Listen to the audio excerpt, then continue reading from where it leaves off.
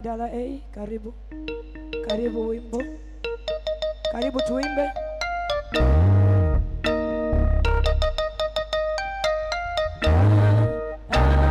Unaweza hakuna Mungu kama wewe Bwana. Unaweza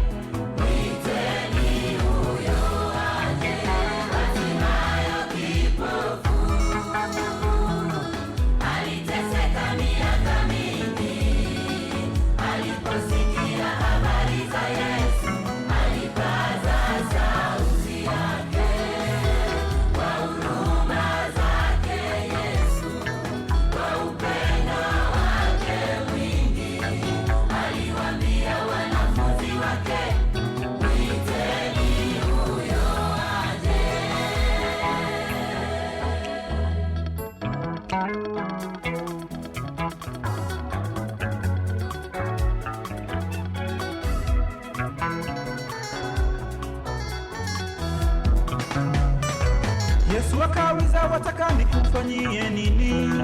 Batima akajibu, nataka nipate kuona tena. Kisha Yesu akamgusa Batimayo, akapata kuona tena. Yesu akauliza, wataka nikufanyie nini? Batima akajibu, nataka nipate kuona tena. Kisha Yesu akamgusa Batimayo, akapata kuona tena.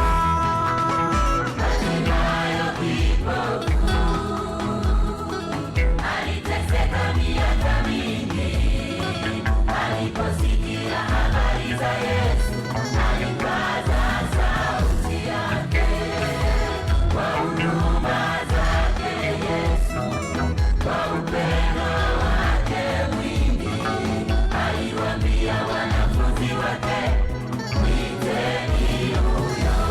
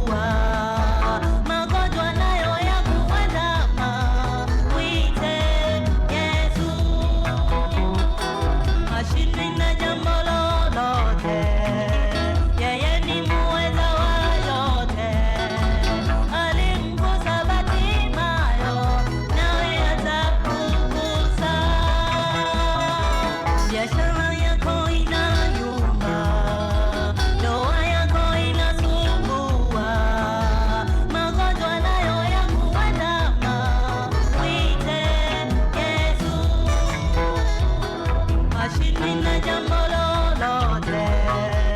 Yeye ni muweza wa yote. Alimgusa Bartimayo, nawe atakugusa. Mwite Yesu, mwite Yesu, mwite Yesu, atakusikia. Mwite Yesu, mwite Yesu, mwite Yesu, atakusikia.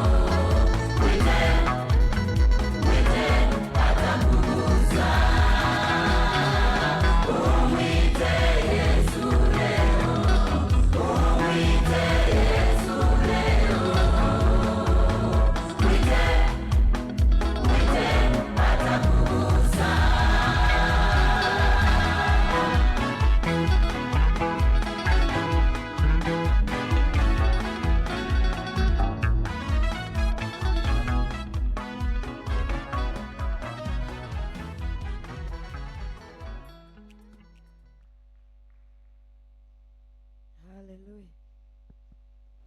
Hallelujah. Hallelujah. Hallelujah. Vigelegele kwa ajili ya uimbaji. Bwana Yesu asifiwe. Naomba tusimame tutapokaribisha mtumishi wa Bwana. Twende tukamwabudu Mungu dakika chache. Haleluya, haleluya. Naomba tusimame wote, kama umekuja kwenye madhabahu ya Bwana, simama kwa miguu yako. Bwana sehemu yangu, rafiki yangu wewe, katika safari yangu natembea na wewe, pamoja na wewe, pamoja na wewe, katika safari yangu tatembea na wewe,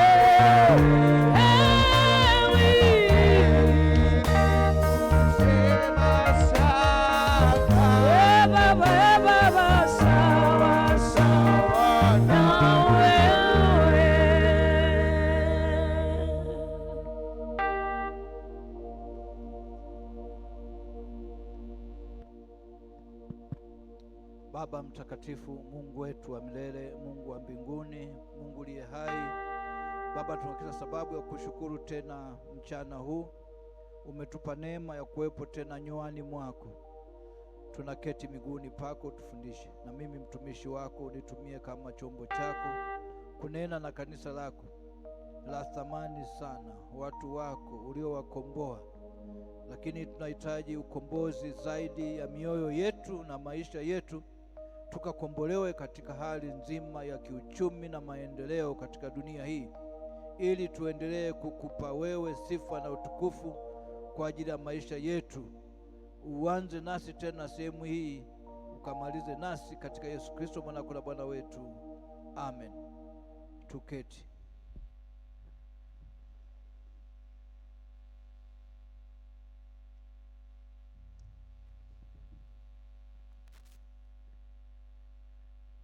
Tunamshukuru Mungu kwamba anatupa tena wasaa huu wa kuendelea na somo letu. Asubuhi wakati nafundisha nilikuwa nataja baadhi ya vitabu. Hiki ndio kinaitwa Vita Dhidi ya Umaskini, ambacho nilijaribu kutaja mambo mengi yaliyo muhimu, kwamba unapozungumza juu ya umaskini lazima uuchukie na upige vita. Na kwenye kupiga vita usifikiri kwamba ni kitu chepesi sana.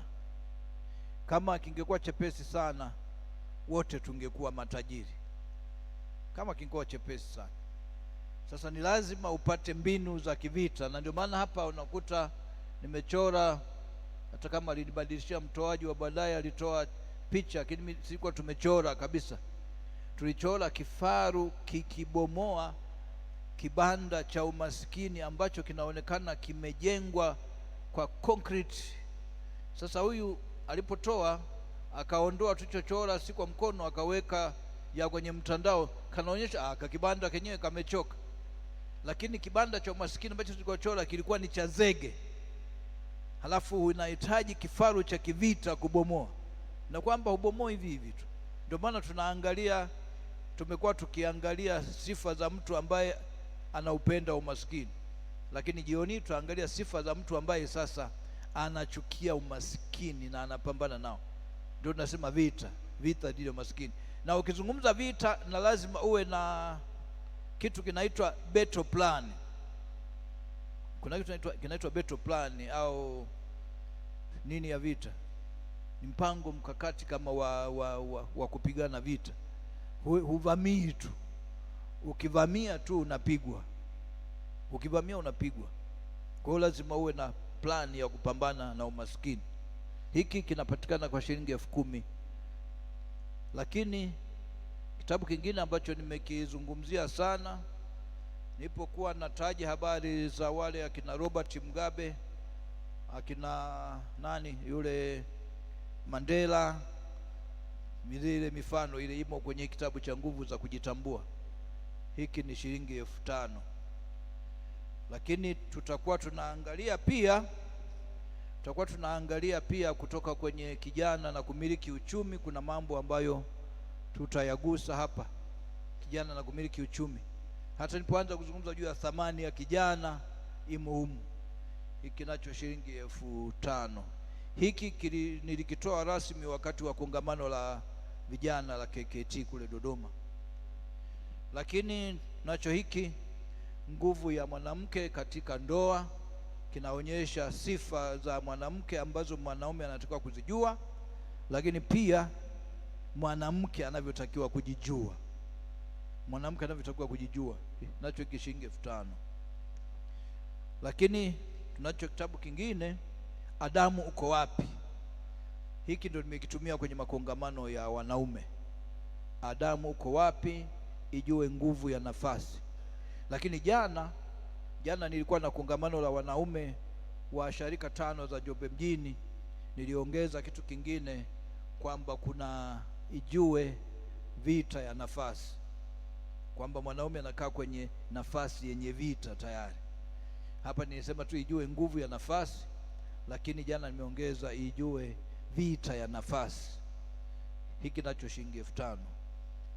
Na cha mwisho kwa hapa ndivyo navyo, jiandae vema kustaafu vema. Jiandae vema kustaafu vema. Unaweza ukajiandaa kustaafu usijiandae vema, unaweza ukastaafu usistaafu vema.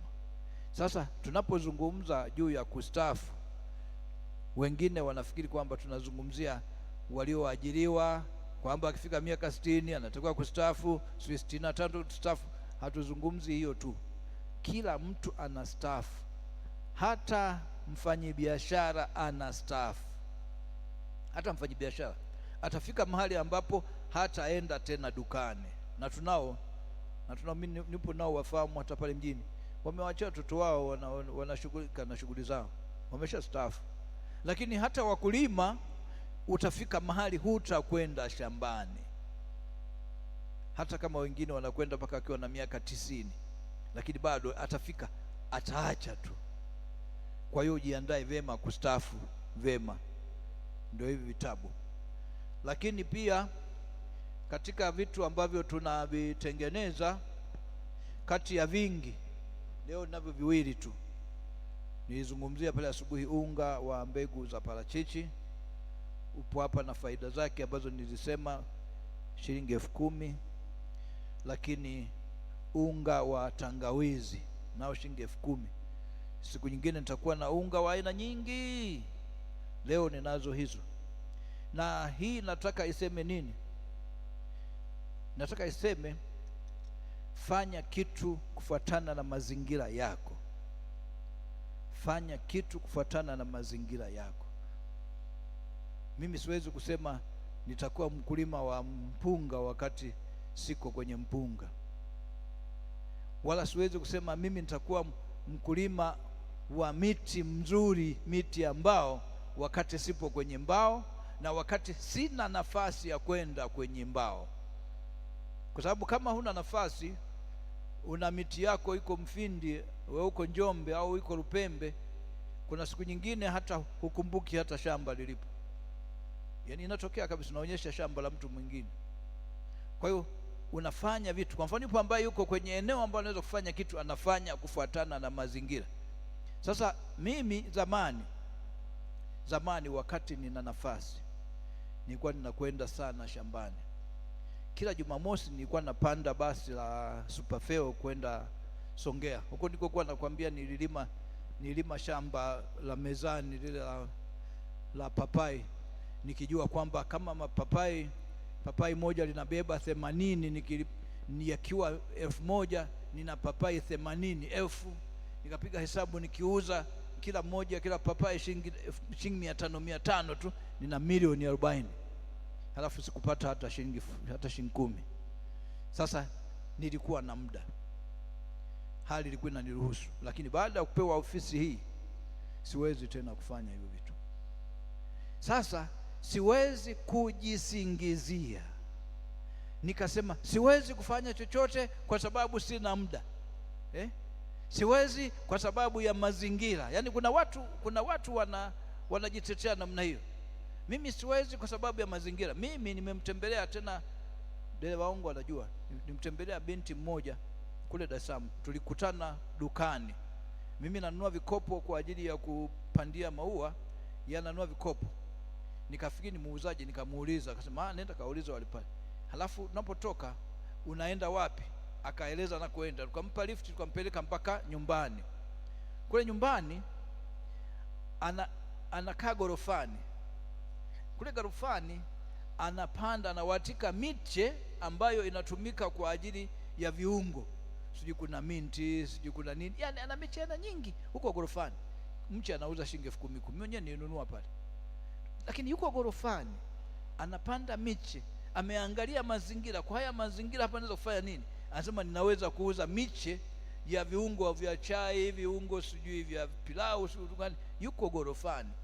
Halafu wewe unakaa hapa chini unasema siwezi kufanya kitu. Huo ni kujitetea.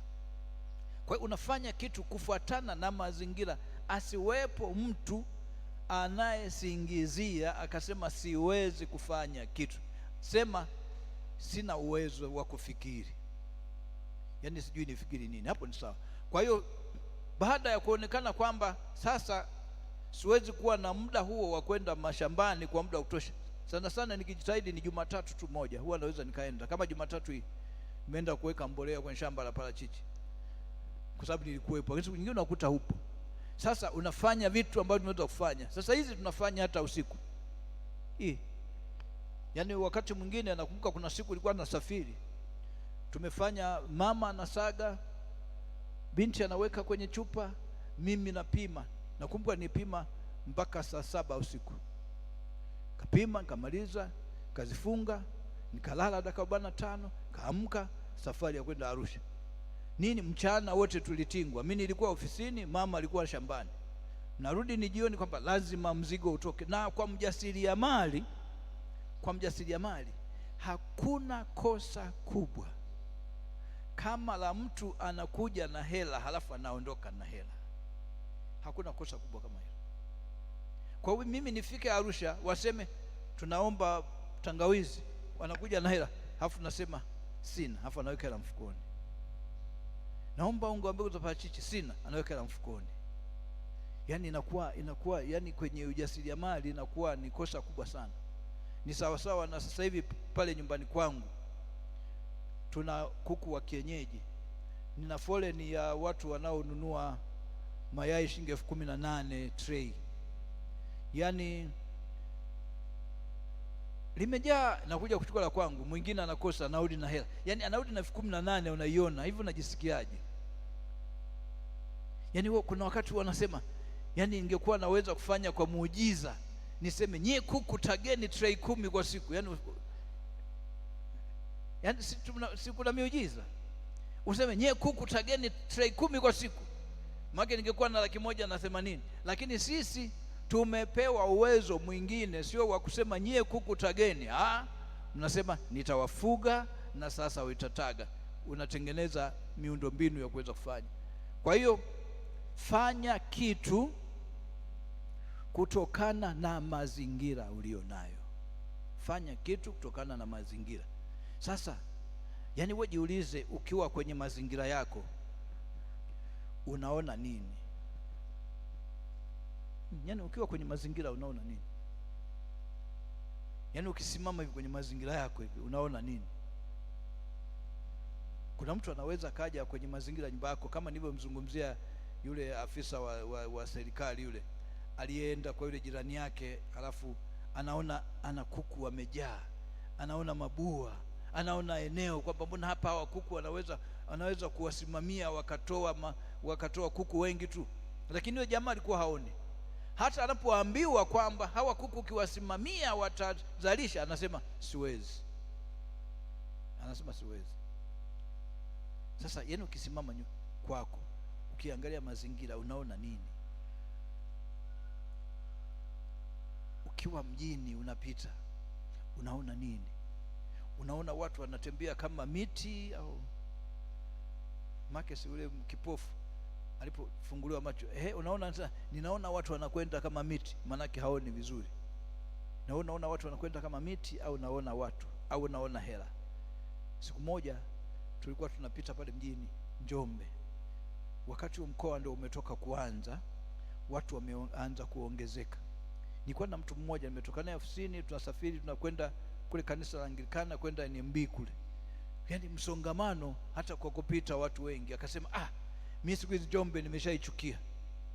Ukienda kwa mguu watu wamejaa, ukitembea na gari shida. Nilimwangalia nikasema, unachukia fedha, unachukia fedha. Mbona unatakiwa unatakiwa useme huu umati ulioingia, nashindwa kuwauzia hata vitumbua tu pale Chalowe kwenye njia panda ya kuingia kwenda halmashauri kwenda shuleni, na umetoka huku Mtapa, kuna mama mmoja naona alisimama mahali akaangalia, akaona watu wanapita hapa, kumbe hao watu ni mali. Hajajenga, hajafanya nini, amekwenda pale na vigai vyake viwili, amefika pale, ameanzisha kijiwe, anatengeneza vitumbua. Yaani wewe unapoona shida, yeye anaona hela. Yaani hao watu wanapitaje bila kuniachia hela? Anakaa nje anatengeneza vitumbua. Na unajua wapikaji wengi wa vitumbua huwa wanaviuza vikiwa bado motoni, watu wanapanga foleni, ili mradi kitumbua chake kiwe bora, ili mradi. Kwa hiyo yeye anaona hela, wewe unaona kero. Kwa unapoona vitu unaona nini? Ukienda Dar es Salaam, kinachofanya watu wakimbilie Dar es Salaam ni umati wa watu. Ule wingi wa watu ndio biashara, umati wa Dar es Salaam. Kwa hiyo mtu akifika kule jioni, anatoa meza ndani ya nyumba, anatoa nje, anaanzisha mgahawa, yaani wa kuanza tu, na anauza, akimaliza anaingiza ndani. Kuna mmoja kwenye nyumba yake alikuwa karibu na chuo, akawa anaona wanafunzi ni kama wanahangaika hivi kwa kwenda, akawa anatoa meza tu pale, uligeuka mgahawa, toa meza, wanawapikia, wananunua, kula, wanaondoka. Unaona nini? Wamo njiani humo, wengine wanakuta basi limeharibika, hata kama siku hizi hawakai masaa mengi sana, basi limeharibika mahali, wewe upo karibu na barabara, unaona nini? Yaani kuna watu pale hawana maji, watoto wanalia, hawana biskuti, hawana juisi. Anaiona hela pale, ameshakimbia mara moja, ameshakwenda ameleta. Sasa sisi ni kukimbilia kwenda kuwaibia. Mtu anakimbia kwenda kuwaibia, baada ya kwenda kuuza chukua hela, anaanza kukimbia kwenda kuwauzia. Kwa hiyo unaona nini? Unaona nini kwenye mazingira ulionayo? Tulimalizia pale kwa kusema kwamba Mungu anatatua kwa una nini mkononi, lakini upande wa pili kile unachokiona. Sasa kuna mbinu. Wakati mwingine ukiona huoni kitu, hebu ondoka, panda na Bahari Beach. Bahari Beach inakwenda wapi?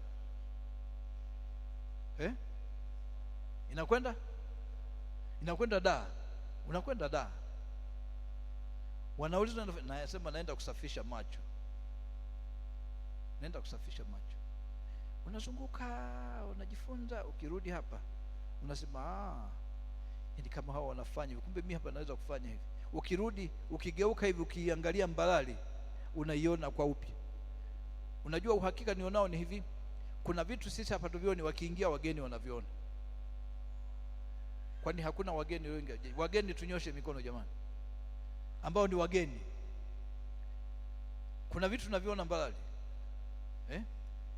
kuna vitu tunaviona Mbalali ambavyo wenyeji hawajawahi kuviona, kwa sababu unakuja na macho mengine.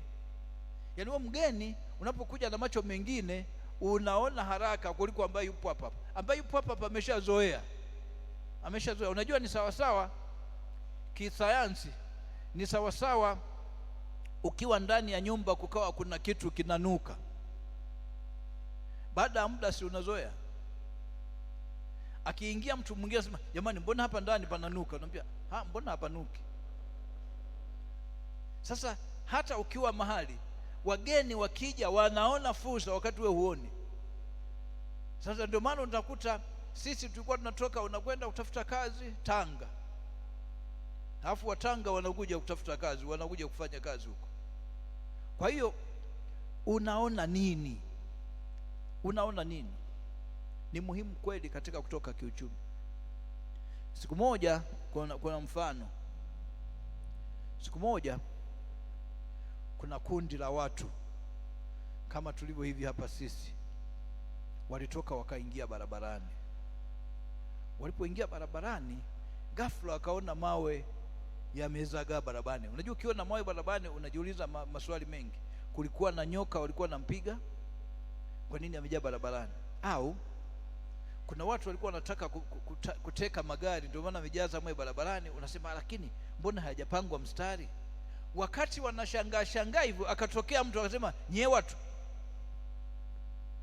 atakayeokota na ambaye hataokota atajuta.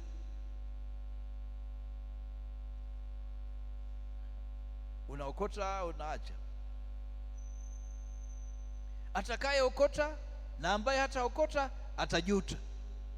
Unaokota, unaacha. Unaokota, unaacha. Wewe unasema naacha, wewe unasema naokota. Na ukiacha na kusaidia nini? Ameshakwambia ukiokota unajuta, usipookota unajuta. Ameshakwambia lolote utakalofanya, anasema lazima ujute. Kwa hiyo sasa unaamua kujuta kwa kuokota au unaamua kujuta kwa kutokuokota?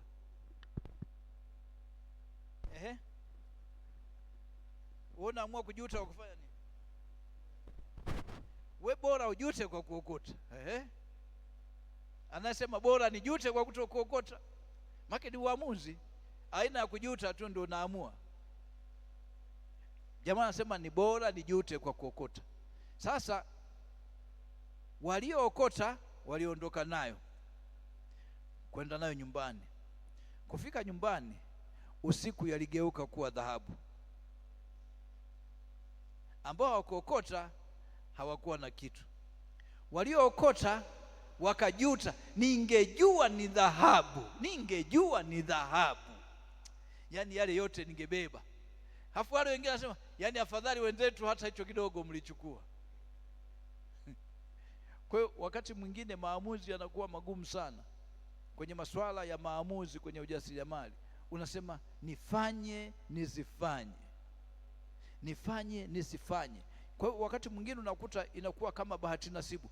Na wanasema kwenye swala la mradi, ukiona mradi wowote unaufikiria kwamba yani huu nikipiga nimetoka, na riski yake ni kubwa hivyo hivyo.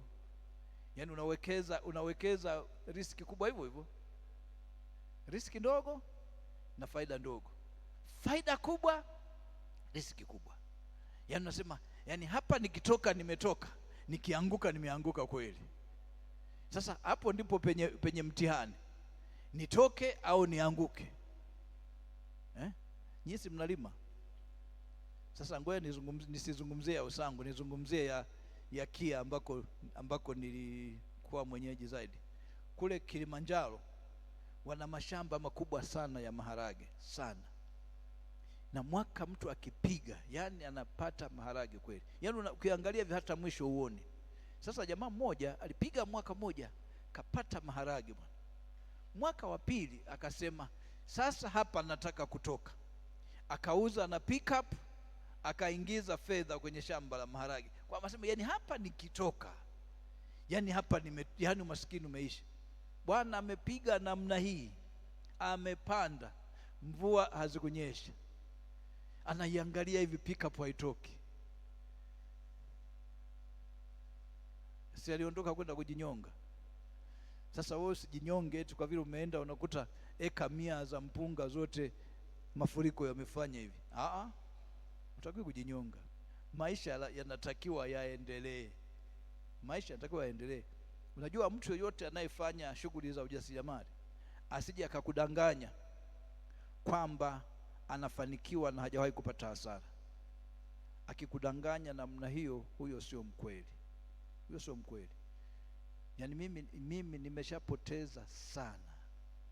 Nishapoteza shambani milioni 8, nishapoteza shambani sijui milioni ngapi, lakini pia napata. Yani sikudanganyi kwamba napoteza tu, napoteza huku napata, napoteza huku napata. Ambacho tunashauri, usipime kina cha maji kwa miguu yote miwili. Unasema haya maji marefu kiasi gani? Tunafanyaga hivi. Mwingine huko nje, kwamba ukiona huu na nani huu na kusapoti kutoka nje. Sasa wewe miguu yote miwili eti unarukia hivi chapa, afu kumbe ni parefu, kitumbukia umekwenda, yaani hata kujivuta hamna. Kwa hiyo hata kama unawekeza huku ukisema hapa ikinipiga hapa ninatokea huku. Sasa wewe unasema ikikupiga ndio imekupiga, ndio unaenda kujinyonga, lakini hutakiwi kujinyonga pia. Maisha ni ya thamani kweli. Mwingine alisema unapoenda kukagua shamba usiendage peke yako, maana ukienda kule ukakuta mafuriko ndio yamemaliza kila kitu eka 100, uwe na mtu wa kukushika mkono kurudi nyumbani, usije ukapotelea kule. Lakini hutakiwi kukata tamaa kabisa, hutakiwi kukata tamaa. Ukikosa mwaka huu, mwakani unapata. Ukipata mwaka huu, mwaka mwingine unakosa. Lakini hutakiwi kukata tamaa kabisa kwenye uwekezaji. Na ukisikia mtu anasema kwamba mimi sijawahi kukosea, wanasema huyu hajawahi kujaribu jambo lolote jipya, yupo tu pale pale. Lakini kama unajaribu jambo jipya, lazima utakosea. Na ukikosea, ukipoteza, kwenye ujasiriamali tunasema ile ni ada ya shule umelipa. Yaani ile ni ada kabisa. Sasa ukilipa ada, si unatakiwa kwenda darasa jingine. Yaani nitakupeleka darasa jingine, utasema sirudii tena bwana kufanya hivi, nimeshajifunza. Mwaka jana nilifanya hivi nikapata hasara hii na hii, mwaka mwingine nafanya kingine. Kwa hiyo inakuwa ada ya shule, unasonga mbele.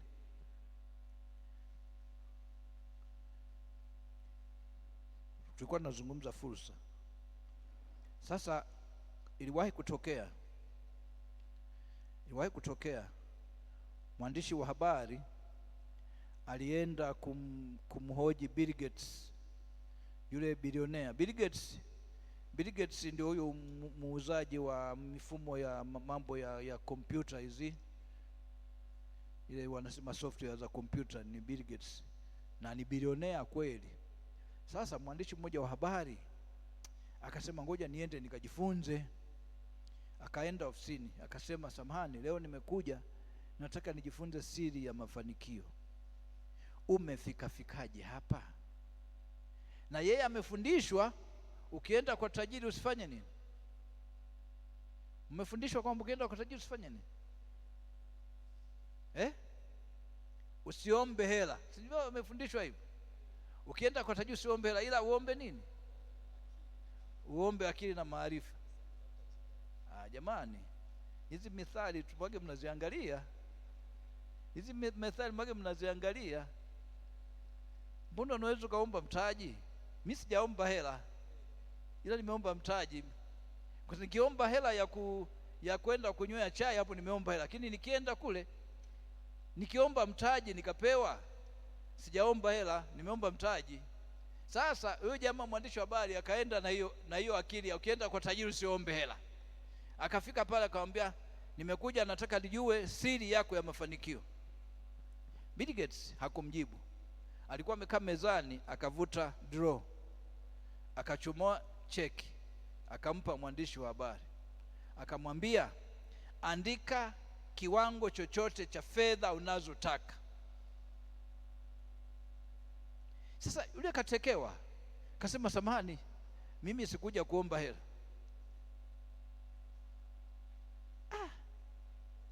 Bill Gates akasema okay, kwa unataka kujua, umekuja kujua siri ya mafanikio. Akasema okay.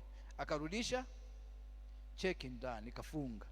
Akasema siri ya mafanikio, nimekuwa ninajua kucheza na fursa.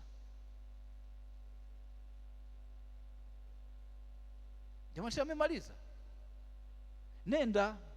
Akasema ile cheki, akasema umeshachezea fursa, si umechezea fursa? Akamwambia nimekuwa najua kucheza na fursa. Sasa yeye alimpa fursa, yani alikuwa anamjibu kwa vitendo, kampa fursa, kakataa.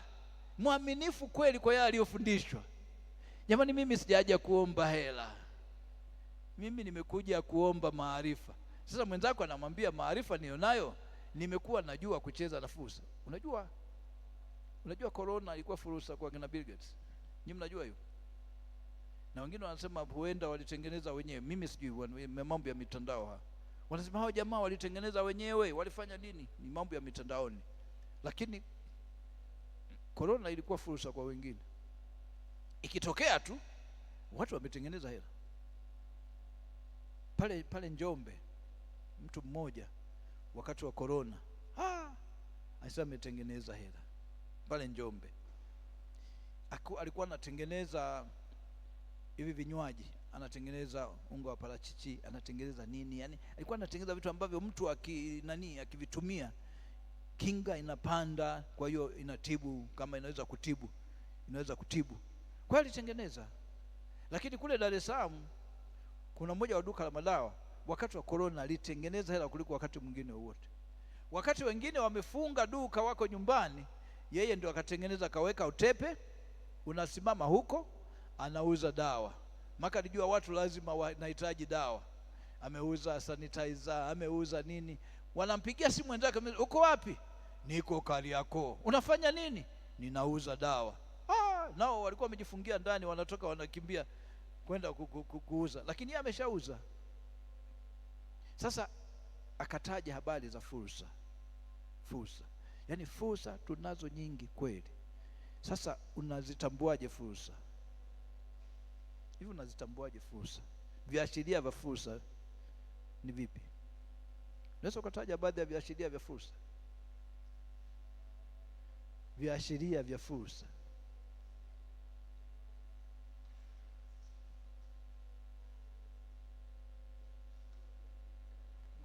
Ngoja uchukue nani? Mike.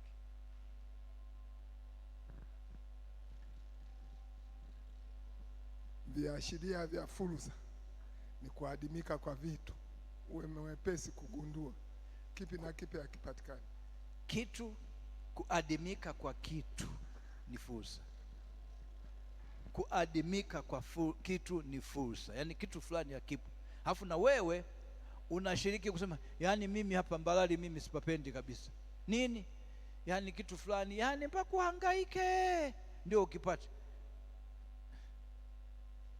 Zamani wakati zinauzwa vocha mkononi pale, mwalimu yuko kijijini anasema, yaani mimi kijiji hiki yaani nakichukia kweli. Yaani ukitafuta vocha mpaka mjini.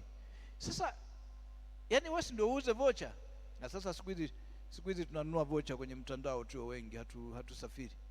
Lakini akaenda mchungaji mmoja kwenye usharika fulani, akafika kule kagundua kwamba ili tupate wakala wa benki wote lazima tusafiri kwenda mbali kabisa.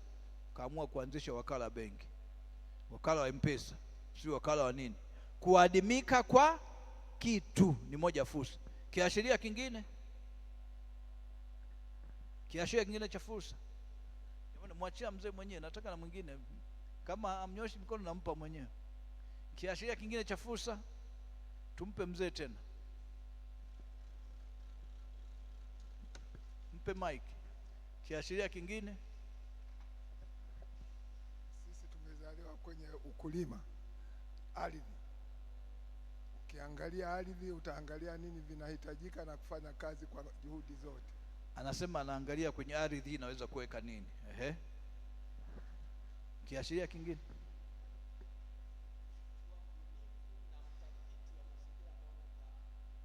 mbunifu na mtafiti.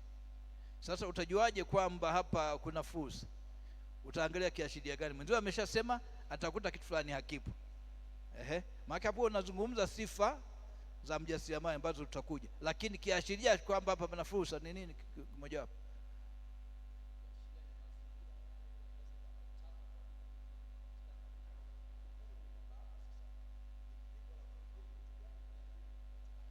Haya, anasema anabuni vitu gani ni adimu. Mama karibu. Ongezeko la watu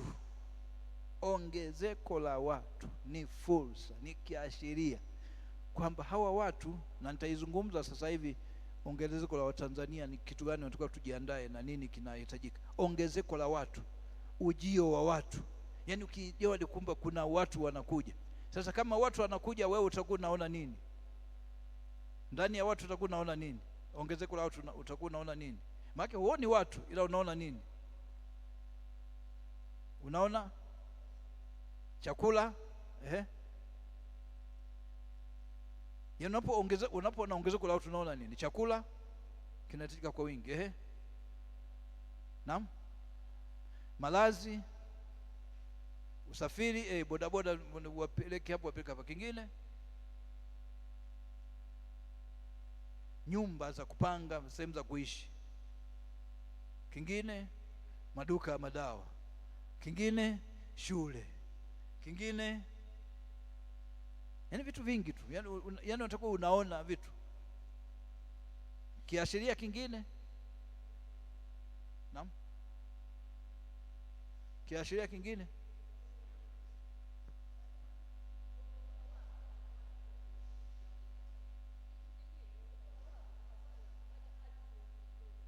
ardhi.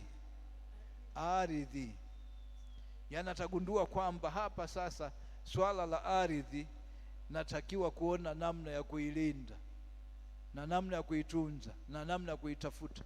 Hicho ni kiashiria. Kiashiria kingine, kuna viashiria vingi tu. Hafu kimoja kilikuwepo hapa, sio kimenitokaje wakati naendelea matatizo. Anasema viashiria vingine ni matatizo. Unageuzaje matatizo kuwa fursa? Ni kweli matatizo ni fursa. Yani uwepo wa matatizo, yani wewe unatatua matatizo, na unapotatua matatizo ndio fursa hiyo, kwa sababu utauza huduma, utauza utatuzi. Na nimesema kwamba vyuo vingi, shule nyingi zinafundisha watu kutafuta ajira, sio kutatua matatizo ya watu. Sasa kama akifundishi kutatua matatizo ya watu, ni kwenda kwa shida. Mtu anasoma kilimo alafu anaenda kutafuta ajira, nani amwajiri? Baada ya kusema kwamba mimi nimesoma kilimo naenda kutatua matatizo ya watu, bwana ni yani wewe sema tu mwenzenu nimesoma, nimegundua chanjo ya homa ya nguruwe ni hii, mbona utauza nchi nzima hii? Mimi nimeshapoteza nguruwe wangu wote mwaka huu. Kwa hiyo na mimi ningekuwa na mimi ningekuwa mteja. Yani matatizo kama sisi hapa tunavyo hapa, kuna matatizo hapa. Kuna matatizo ya watu hapa: kisukari, ukosefu wa nguvu za kiume, kuna vidonda vya tumbo, ukija kule kuna kikozi. Si matatizo ya watu. Unatoa lishe, lakini wakati huo wewe unatatua matatizo. Kwa matatizo ni fursa. Kwa kila siku nimemwambia pale asubuhi, naendelea kufikiri ni lishe gani inayotakiwa sasa hivi ili niitatue. Ndicho ninachofanya.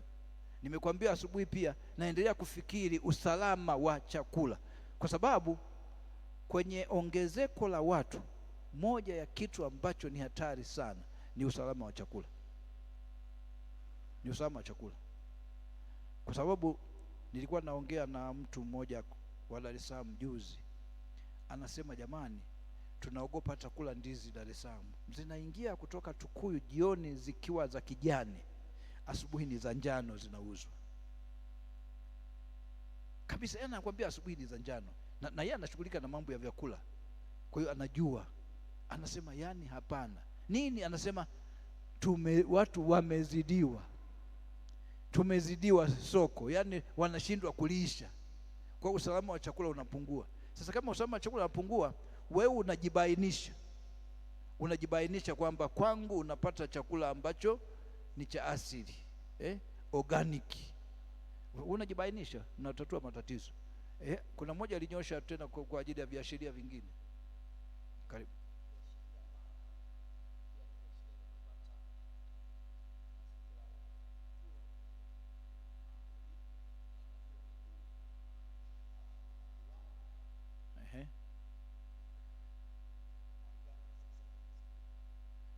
Yaani kwa kuona malighafi au kwa kuona vio, sijaelewa kabisa kiashiria chake.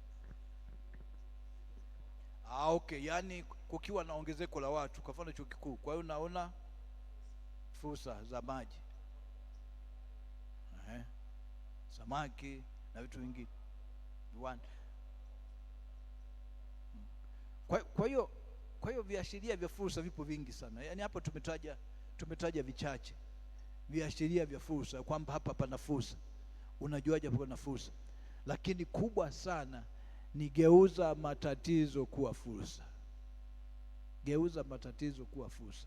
Uwe mtu wa kutoa suluhisho badala ya kuwa mlalamikaji. Kwa hiyo jambo mojawapo la muhimu katika ujasiriamali ni zitambue nyakati.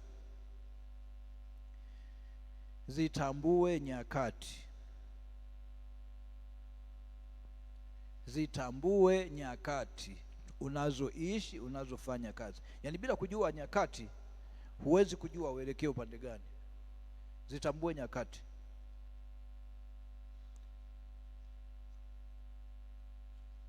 Kwa mfano, wakati tulionao, agenda kuu ya dunia ni nini? Agenda kuu ya dunia ni nini wakati tunaoishi? Agenda kuu ya dunia ni nini?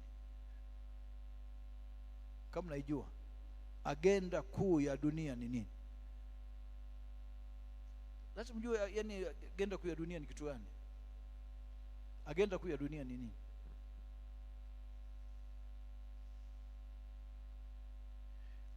Huko nyuma, kabla ya agenda tunayo sasa, hapo nyuma agenda kuu ya dunia ilikuwa ni uchumi, ilikuwa ni siasa.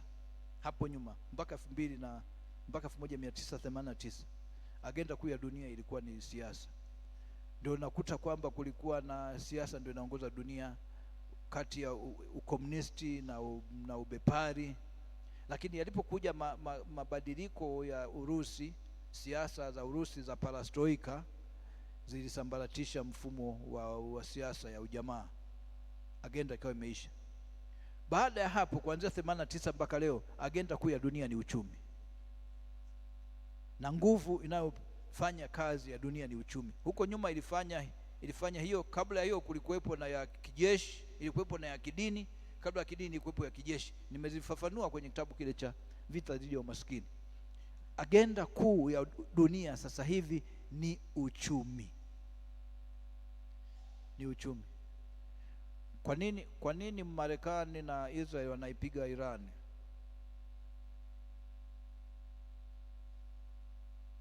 Kwa nini Marekani na Israel wanampiga Iran? Yamekosa nini? Na kwa nini China haiingilii kati? Mchina, siasa za Mchina ni kuhakikisha analinda uchumi wake. Yeye anapambana na soko la dunia la uchumi, anataka kutawala uchumi. Kwa hiyo hawezi kujiingiza kwenye vita itakayoharibu uchumi wake. Lakini Marekani anapojiita ni super power, anataka kutawala uchumi, sio kutawala jeshi. Anataka kutawala uchumi. Wewe unasema nataka nimpige Irani mpaka ashindwe hata kufufuka. Halafu unapiga visima vya mafuta, vinakosa gani? Kwa nini mabomu ya nyuklia visima vya mafuta? Naam? Ni vita ya kiuchumi ambayo sasa dunia nzima inayumba. Imeshayumba dunia nzima. Uchumi umeshayumba.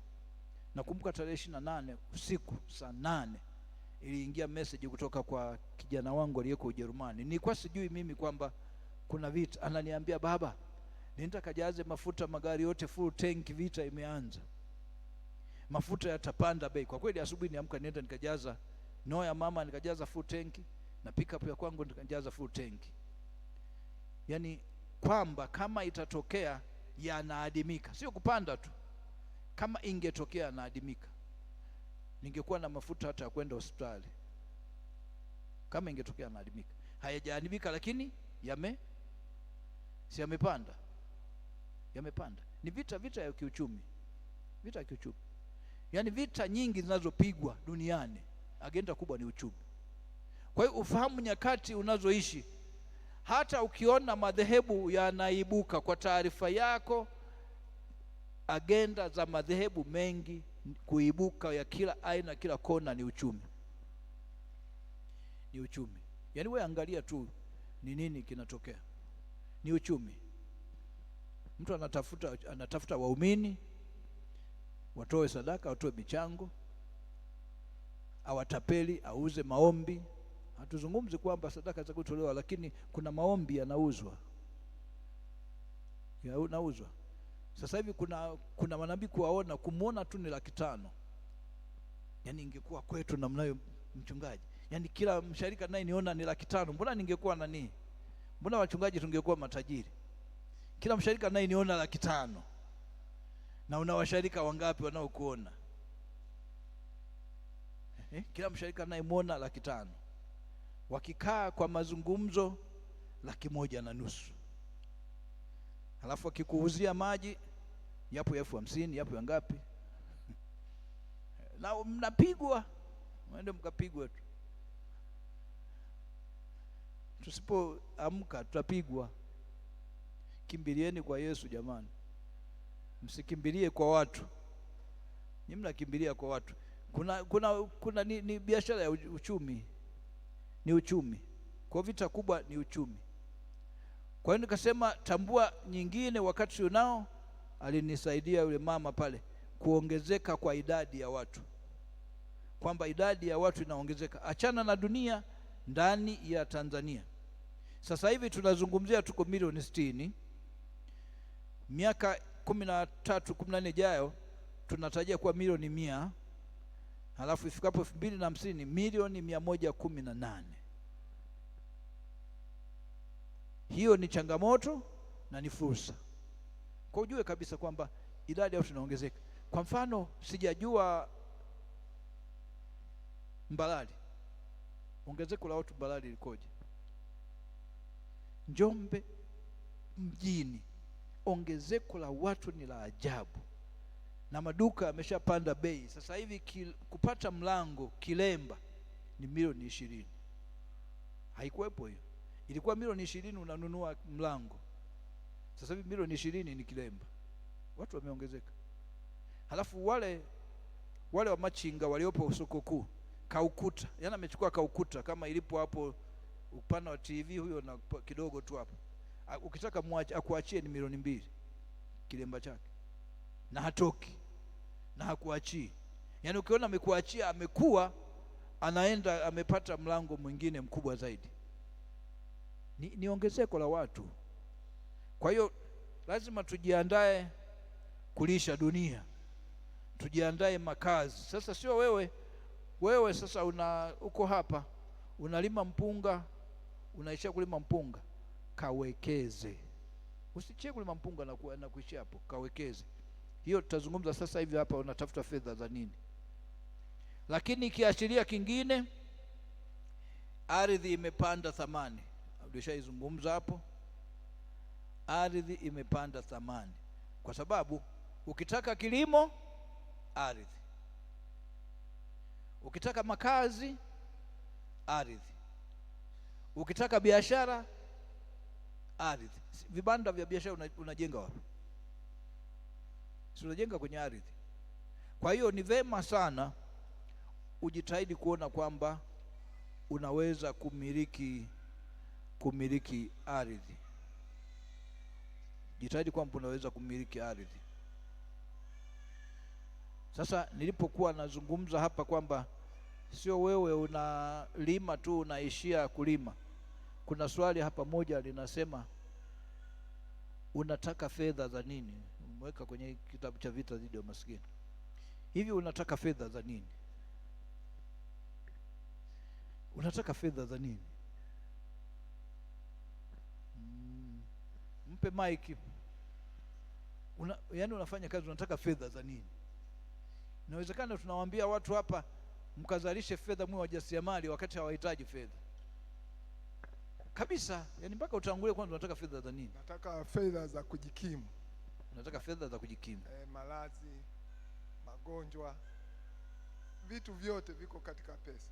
Haya, katika yale matumizi manne hapo ni kwamba tunataka fedha za kula, make ada, malazi, shule, hospitali. Katika yale matumizi manne ya fedha hapo ni chakula. Kwa kumbe tunataka fedha ya kula. Naam?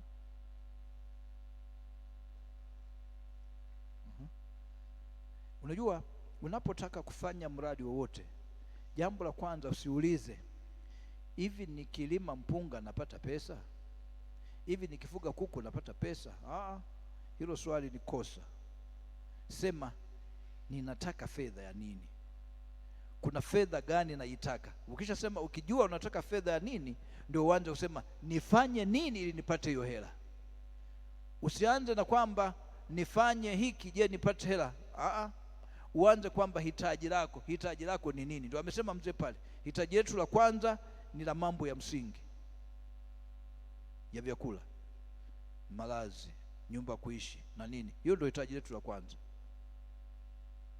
Lakini maisha yetu sio kula na kunywa tu, hayaishi kula na kunywa. Lazima tuende zaidi hapo, lazima uwe na malengo.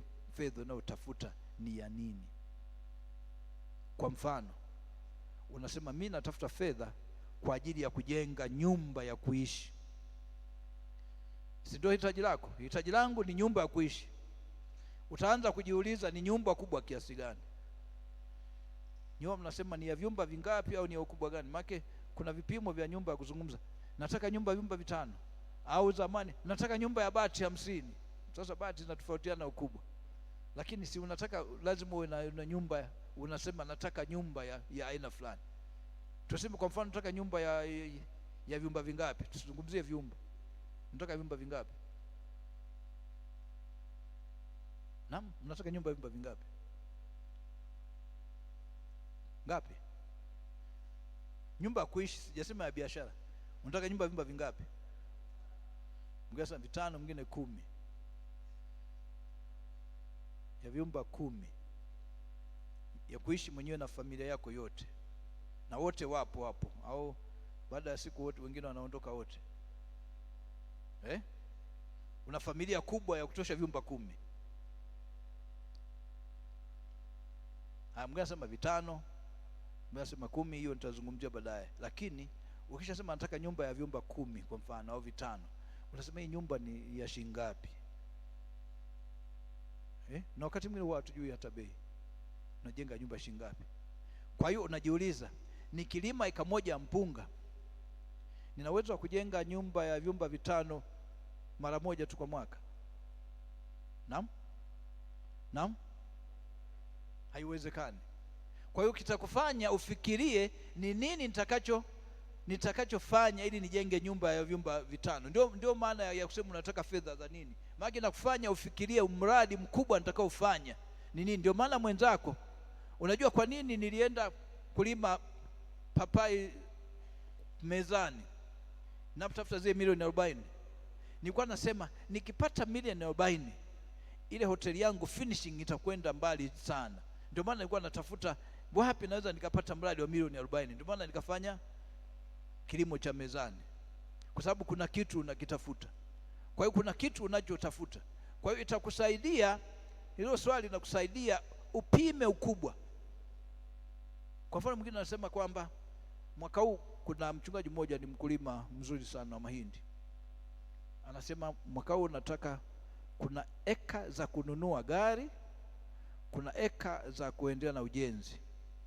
Kwa hiyo akatenga, anasema ili ninunue saluni yangu ya kutembea napiga eka 5 pale, zile zote nazilipua kwenye gari. Alafu eka nyingine 20 anasema hizi naendelea na ujenzi wa nyumba za kupangisha. Na kwa kweli amenunua gari, na analo. Kwa hiyo alisema eka moja haiwezi, 2 haiwezi, ni eka 5, kwa sababu ameshajua nawekeza kiasi gani, navuna kiasi gani. Kapiga, kaleta saluni yake anayo.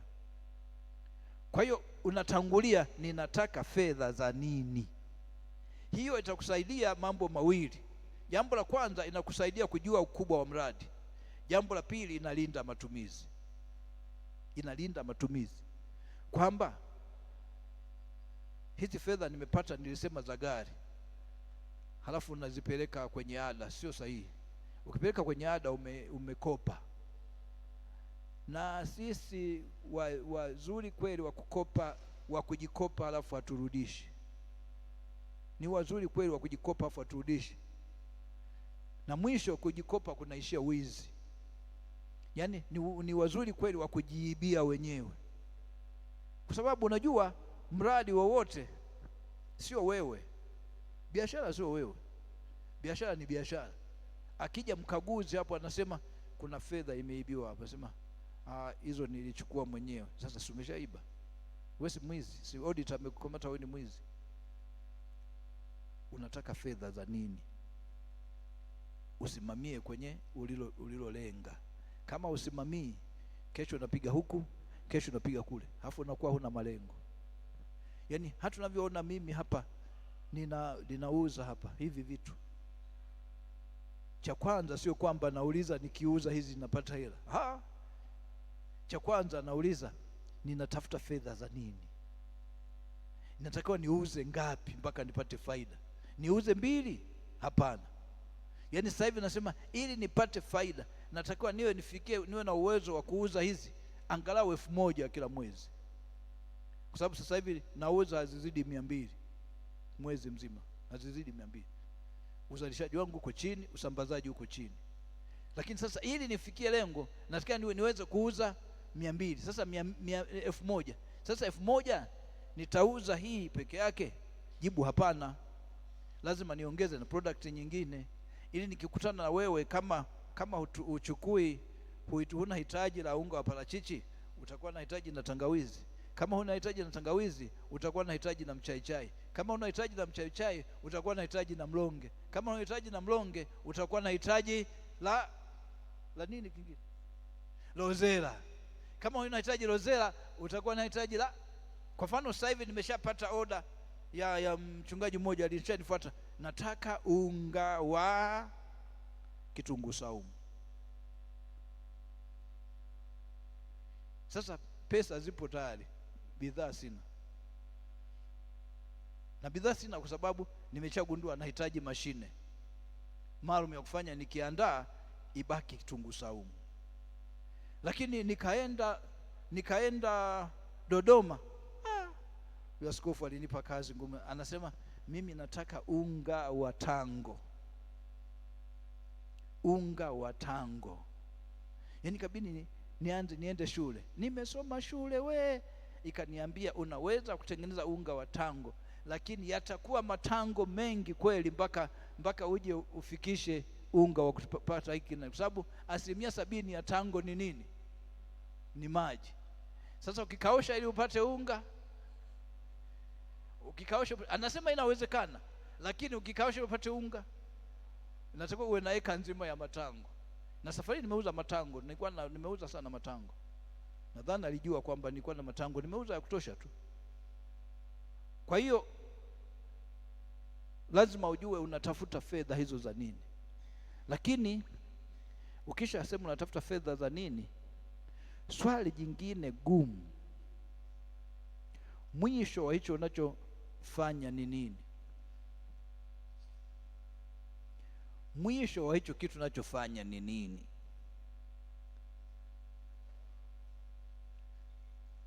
Mwisho wa hicho unachofanya ni nini? Wangapi tunalima? Mwisho wa kulima ni nini? Mwisho wako wa kulima ni nini? Mwisho wa kulima ni nini?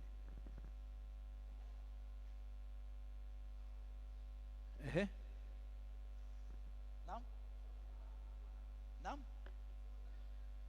Na mwisho wa kuvuna? Yeye anasema mwisho wa kulima ni kuvuna. Kuvuna sio mwisho. Kuvuna sio mwisho. Kwa sababu utavuna miaka mingapi? 100. Miaka 100 utaendelea kulima na kuvuna. Mwisho wa kulima ni nini?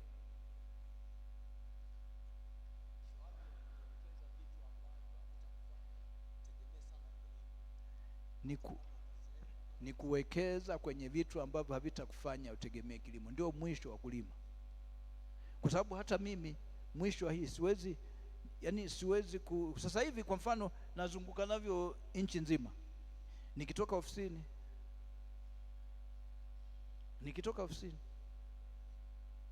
sasa mwisho wake ni nini? Lazima niwe nimetengeneza mwisho wake. Mimi nimeshafuga kuku. Nilikuwa na kuku mpaka 900. Sasa hivi sifugi kuku 900 tena. Unajua kila kazi unafanya kuna wakati fulani ina kinai, ina kifu.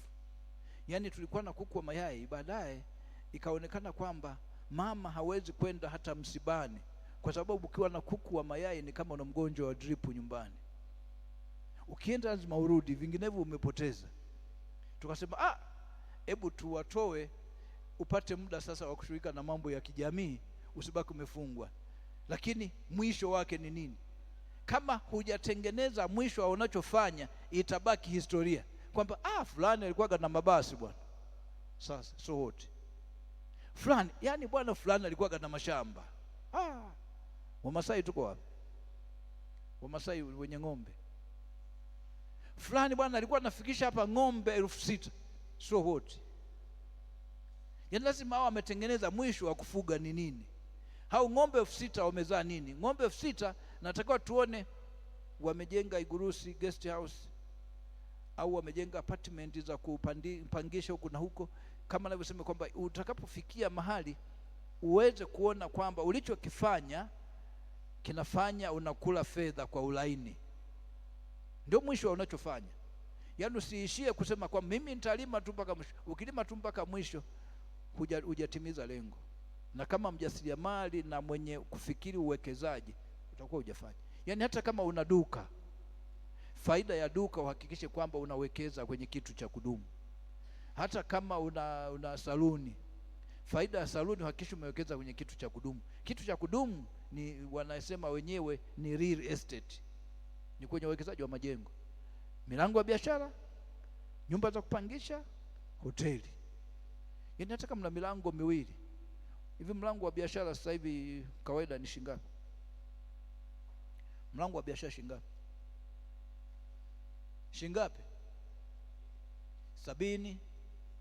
Naam, sawa. Lakini unacheza ngapi mpaka ngapi? 30 mpaka laki, 50 mpaka laki. Sawa. Sasa tuseme hivi, wakati unafanya shughuli zako hizo, unaenda mahali ambapo mji unaenda, kwa sababu mji ambapo upo tayari unahitaji kuwatoa watu. Maanake uzuri ni kwamba ukiwa na hela viwanja huwa havijai. Unajua hiyo? Unajua kwamba viwanja huwa havijai? Ukiwa na hela viwanja huwa havijai.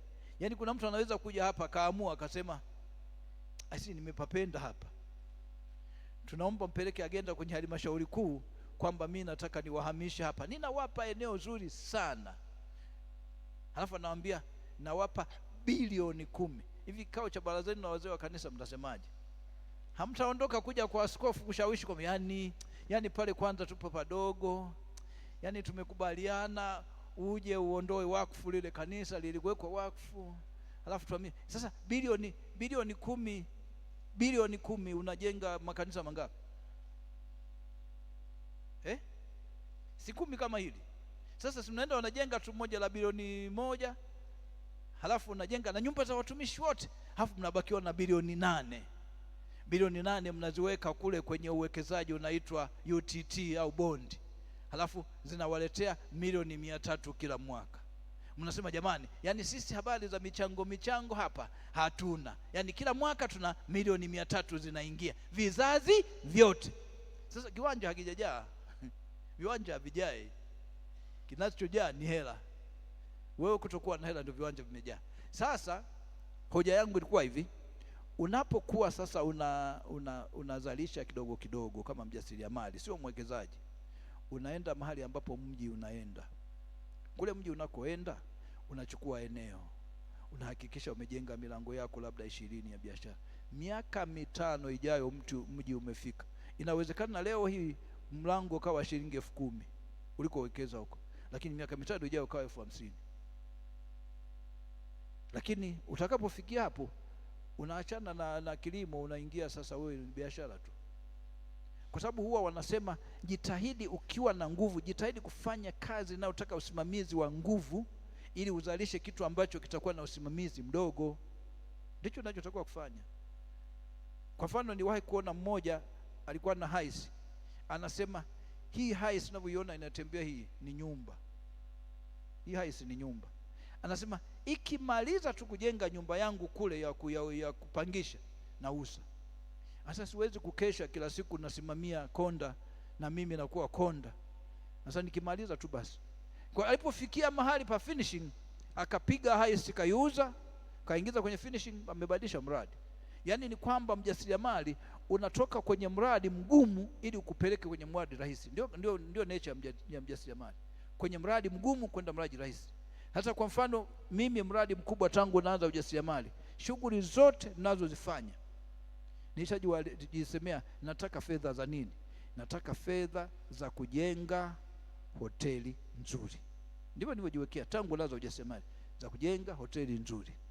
Sasa nitajenga muda gani? Kwa kadiri ninavyoongeza miradi ndivyo nitakavyoweza kupunguza muda. Mara ya kwanza nilisema nitajenga miaka 8. Mara ya kwanza nilipanga kabisa 2011 mpaka 2000 ngapi? Miaka 8 mpaka 2019. Ilipofika 2015 siasa za Tanzania zilibadilika. Siasa za Tanzania zilibadilika kabisa. Wateja wangu waliokuwa wengi walikuwa ni wafanyakazi wa serikali, maanake mimi nina kiwanda cha kutengeneza mbao za dari, kufanya nini. Wakayumba, wakauza majengo yao kwa sababu aliingia JPM na ukusanyaji wa kodi, na watu wakayumba, wakauza. Kwa hiyo na mimi biashara zikashuka. Kwa hiyo nikashindwa kumaliza. Kwa hiyo ikabidi kuanza kujipanga upya. Kwa size ndio niko kwenye finishing size. Hivi hata ninavyozungumza size, mafundi wako kule. Kwa hiyo mimi nimesema nitafanya kazi ngumu za kulala macho na kutengeneza hivi na kulima shamba la parachichi, ukakeshe parachichi kwenye parachichi, nitokeze hoteli. Ikiisha unajua kabisa kwamba unasimamia usafi, kwa sababu nimekwambia tatizo kubwa sana la watu sasa hivi wa kufanyia kazi. Wakigoma wa kufanya usafi, nitafanya mwenyewe, nitatumia mashine. Si unatafuta mashine za kufagia na za kudeki. Kuna kuwa na watu wawili tu wa kufanya kazi hapo. Reception na mlinzi, nguo unafua kwenye mashine, kila kitu unafanya, unaweza kufanya ukatumia teknolojia. Kwa hiyo unataka nini? Mwisho unachofanya ni nini? Kwa sababu bila kufanya namna hiyo utateseka, utaendelea kuteseka maisha yote. Bahati mbaya tulio wengi tumezoeshwa hivi, ukishajenga nyumba ya kuishi umejikomboa. Sio kweli, sio kweli. Na mimi ndivyo nilivyolelewa. Kwa sababu nakumbuka kakaangu alikuwa akirudi nyumbani, wanamuuliza umejenga wapi? Anasema sijajenga, anasema nina pikipiki. Wanamtania, anasema utakuwa unapaki kwenye mti kule kwa sababu una nyumba. Ndivyo alikuwa anamwambia, utapaki kwenye mti. Ingawa siku hizi mtu asije kudanganya, kuna watu wananunua gari kabla ya kujenga nyumba, halafu gari inajenga nyumba, kwa sababu inategemea gari utafanyia nini. Sasa tulikuwa tunadanganywa kwamba ukisha jenga nyumba ya kuishi umejikomboa. Sasa ndugu yangu, una nyumba ya vyumba 10 uko nyumbani, huwezi kwenda shambani, utakuwa unakula vile vyumba utakuwa unakula vile vyumba. Ulijenga ya kuishi, ulijenga ya kupangisha. Sasa nikupe ushauri wa bure ambao mimi nimeupata mwaka huu kwa kuchelewa. Nimeupata mwaka huu kwa kuchelewa wakati tayari ninafanya finishing ya nyumba yetu ya kuishi kule mjini. Ina vyumba 8 vyote self. Imekula bati 461 za alafu nyeusi. Sasa tulikubaliana na watoto, sina watoto 4, tulikubaliana na watoto kila mtu awe na chumba chake, kwamba wakirudi hawahitaji kupangiana zamu. wakisema safari wote tunakwenda nyumbani, wote waende nyumbani. Sasa saizi hivi mke wangu saizi ndio ametoka Ujerumani, anarudi Tanzania. Alikuwa kwa kijana wetu yuko Ujerumani kule, anamwambia tuliwashauri vibaya, ilitakiwa mtujengee vyumba visiwe kwenye nyumba ya kwenu, mtengeneze apartment vyumba viwili, sipo 4 nyumba, viwe vyumba apartment 4, kila moja ina chumba na sebule. Wakati sisi hatupo, watu wanalala. Siku hizi wanakuja watu wanataka kulala kwenye ile inaitwa home stay. Kwa hiyo wanakuja wanapanga siku 2 3, wanajipikia wenyewe, wanaondoka. Anasema na sisi tukija zile wiki tungekuwa tumechukua kama wageni, tunakaa mwezi mmoja, sisi hatulipi, tunaondoka. Tukiondoka ninyi mnaendelea kupangisha. Akasema sasa mmechelewa. Sasa tukasema okay, tuna uwezo wa kuibadilisha, tukaifanya yote ya kupangisha yote, kwa sababu yote ni self. Alafu sisi tukajenga ya vyumba viwili pembeni, kwa hiyo tukakaa huko. Kwa wakija wao wakija wote, mnasema nyumba imejaa kwa sababu wamekuja wenyewe. Sasa kama mtu anakuja mara moja kwa mwaka, alafu chumba chake nani anafanya kazi ya kufagia? Kwa hiyo unapofanya siku hizi kujenga nyumba kubwa, ujenge ukijua kwamba kwanza watoto wa siku hizi hawataki mjukuu aende kwa babu yao au kwa bibi yao. Ujuage hiyo, hawataki, kila mtu anataka kwake. Kwa hiyo weka kiasi kwamba unaipangisha, wakija sio unapangisha wapangaji wa kudumu. Wanakuja watu wanalala, wanajipikia. Na hiyo ipo Njombe, imeshaanza, Arusha ipo, Dar es Salaam ipo, Mbeya ipo, Mwakwajuni ipo, na kila ndio inayokuja sasa hivi inaitwa homestay. Mimi mwenyewe nimeshalala Moshi kule nyumbani kwa mtu, lakini ni nyumba homestay. Kwa hiyo tulidanganywa kwamba ukisha jenga umejikomboa. Si hujajikomboa, weka uwekezaji. Kunahitaji uwekezaji, unakula nini? Sasa mambo ya kuzingatia unapotaka kuandaa mradi wowote, kuna maswali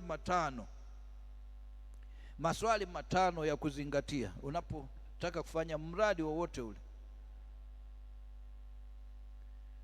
Haya maswali nimeyatoa kutoka kwenye kitabu cha form 5 cha economics. Jambo la kwanza, jiulize unazalisha nini? Unazalisha nini?